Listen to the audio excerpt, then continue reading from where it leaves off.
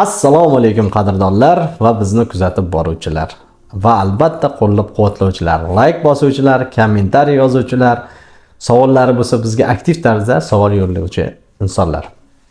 Bugun men sizlar bilan ko'p holatlarda e'tibordan chetda qoladigan, ammo o'ta muhim bo'lgan lab va tilning yuganchalari haqida so'zlab bermoqchiman. Eng avvalambor yugancha bu nima ekanligini tushuntirib beraman. Inson og'iz bo'shlig'ida bir nechta yuganchalar bor. Shulardan eng muhimlaridan biri yuqorgi va pastki labning yuganchalari va til ostidagi yugancha hisoblanadi. Uni vazifasi o'z nomiga monand yugan degani bu ot ulovlarda ishlatilgan, qachonki otni chapga, o'ngga yoki to'xtash uchun harakat qildirmoqchi bo'lsangiz, yuganni tortib to'xtatasiz. Bu yuganchalar ham og'iz bo'shlig'ida xuddi shunga o'xshashroq vazifa bajaradi. Ana endi bolalar tug'ilganda agar ularning lab yoki til osti yuganchalari nihoyatda kalta bo'ladigan bo'lsa, emishga xalaqit beradi. Bola gapirayotgan vaqtida talaffuzga xalaqit beradi. Ya'ni r, sh kabi harflarni aytishga bola qiynaladi. Ya'ni gapirish qiyin bo'ladi. O'z-o'zidan yuganchalar kaltaligi sababli bola onani ko'kragidagi sutni mashaqqat bilan so'rishga harakat qiladi. Buning natijasida og'iz bo'shlig'ida keyinchalik paydo bo'ladigan anomaliyalarga sabab bo'ladi. Ya'niki jag'imiz normal holatda o'smaydi, balki patologik tarafdan anormal o'sishni boshlaydi. Bunga oddiygina kichik yuganchalar sabab bo'ladi. Doimiy tishlar chiqayotgan vaqtida bu yuganchalar tishlarning orasini ochilib ketishligiga sabab bo'ladi. Ya'ni til yoki lab yuganchalar nihoyatda kaltaligi tishlar orasini ochiq bo'lib qolishini ta'minlaydi. Til ostidagi yuganchalar, ya'ni yuqoriga tilimizni tanglayimizga ko'targanimizda yuraksimon shakl paydo qiladi. Aslida bunday bo'lish kerak emas. Bolalar yoki katta insonlarda ham bo'lishi mumkin. Tilini oldinga chiqarganda til erkin harakat qilib oldinga chiqish kerak. Buni ushlab turadigan narsa yugancha hisoblanadi. Yugancha agar kalta bo'ladigan bo'lsa, til erkin harakat qilmaydi.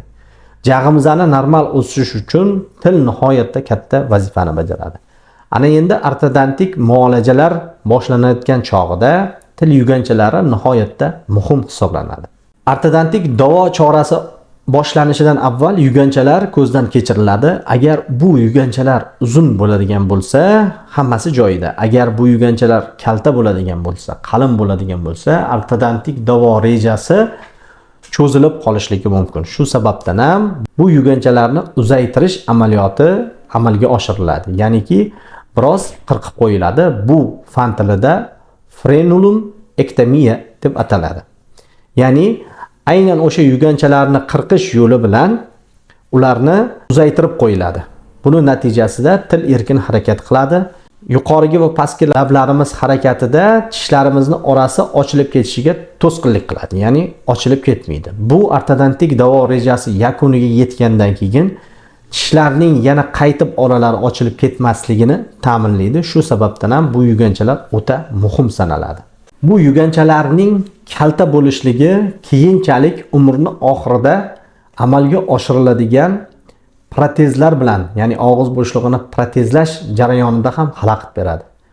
Og'iz bo'shlig'ida protezlar yaxshi, mustahkam turishi uchun katta omil hisoblanadigan bu yuganchalar agar kaltalik qiladigan bo'lsa, protezlar og'iz bo'shlig'ida turmaydi. Lab va tillarning harakatida protezlar doimo ko'tarilib ketaveradi, ya'ni qimirlab ketaveradi. Keyinchalik ham aynan mana shu yuganchalar shunaqa muammolarga sabab bo'ladi. Agar sizda yoki farzandingizda shu yuganchalarning masofasi qisqa bo'ladigan bo'lsa, albatta uzaytirish amaliyoti o'tkaziladi va bundan keyin til va lablarni harakatini to'g'rilash maqsadida maxsus mashqlar bajariladi. Bu mashqlar natijasida bizning lab harakatlarimiz to'g'rilanadi, ya'ni yillar davomida yig'ilib kelgan mushaklar adaptatsiyasi boshqa harakatga moslashadi. Mana shu jarayon ham o'ta muhim sanaladi. Qisqacha qilib aytadigan bo'lsak, og'iz bo'shlig'idagi yuganchalar o'zi kichik bo'lgani bilan og'iz bo'shlig'ining erkin harakati, ularning o'sishi, talaffuzda, ovqatlanishda, nutqda katta rol o'ynaydi. Va albatta bularni ko'rib qo'yish kerak bo'ladi. Albatta bu yuganchalarni uzaytirish amaliyotini o'tkazgandan keyin farzandingizning talaffuzi to'g'ri bo'lishligi uchun logopedga ham borishingiz kerak bo'ladi. Mana bugun biz siz bilan yuganchalar haqidagi mavzumizni tamomlab olamiz. Qisqacha shu, sog' bo'ling, salomat bo'ling.